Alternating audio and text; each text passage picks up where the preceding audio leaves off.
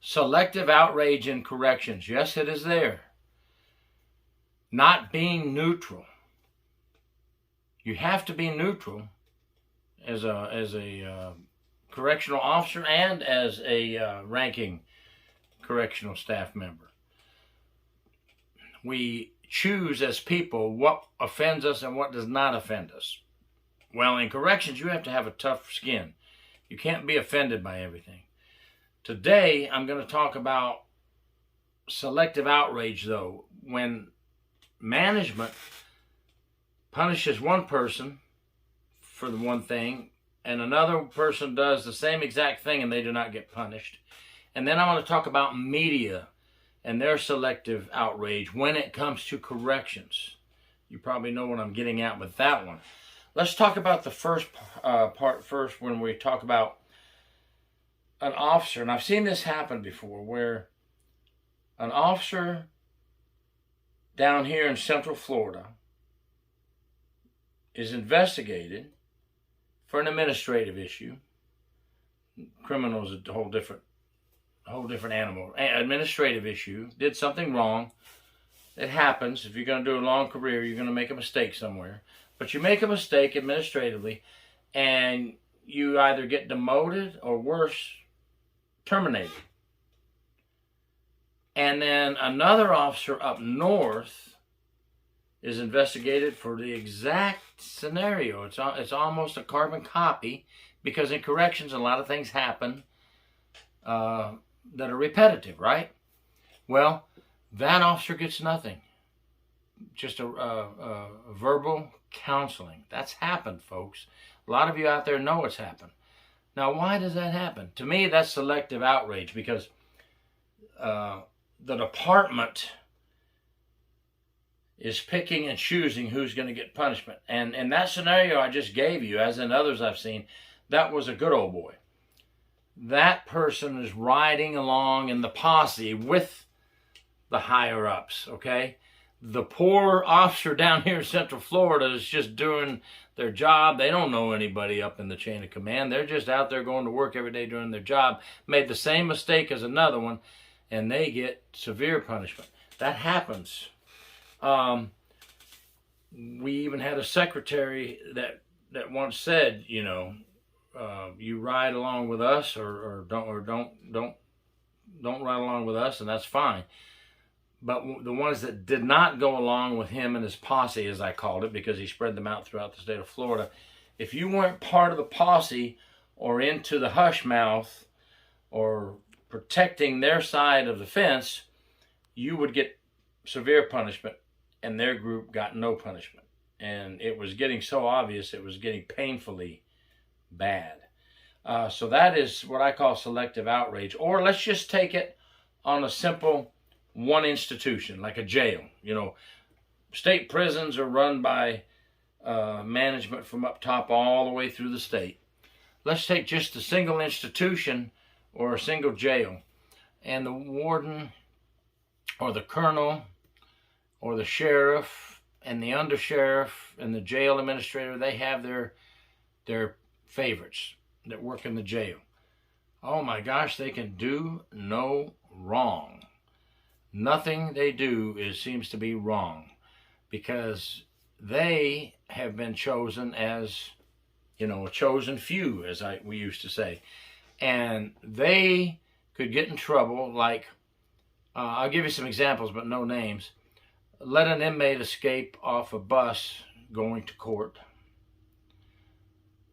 Park in a handicapped parking spot. Make a huge mistake out on the firing range. Same person did all this. Slap on the hand. Yeah, they might get moved, but still there. Promoted later on down the road. Someone else does the same exact thing, any one of those three, and they're fired or even arrested, because it's a misdemeanor to park in a handicapped parking spot.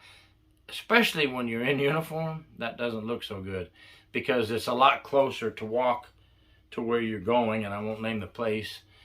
No need to give anything away or put anybody out there, but you get the picture. That's what I call selective outrage as far as discipline goes.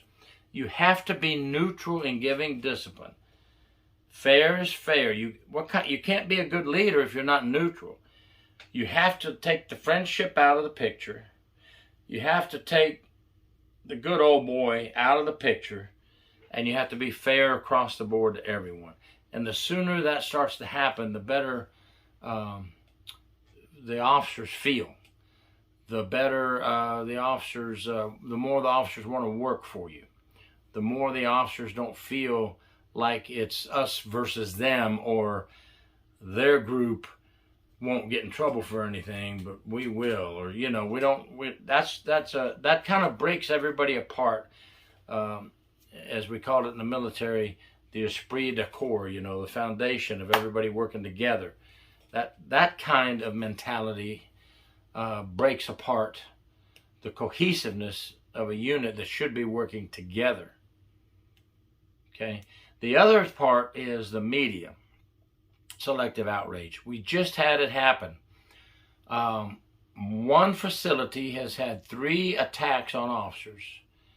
Very severe attacks where officers are injured badly.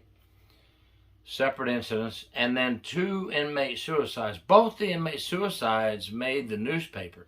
Haven't heard a word on the officers. One of the officers was in the hospital for a while, got out, going to recover. The other officers had injuries.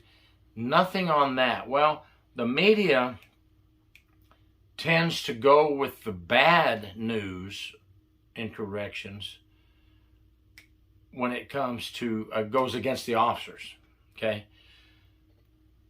An inmate commits suicide, that's going to make the news before an officer badly beaten and in critical condition. Or whatever scenario you want to make up. You don't see a lot of good stories about correctional officers. And you need to have both. The media, I believe truly that we need to fight corruption, so we need to have the bad stories. Hey, I give them here on my channel. But you got to have the good stories as well. Then you have to have the developmental stories, like this one. Why we need to get rid of selective outrage to help make us a more cohesive unit.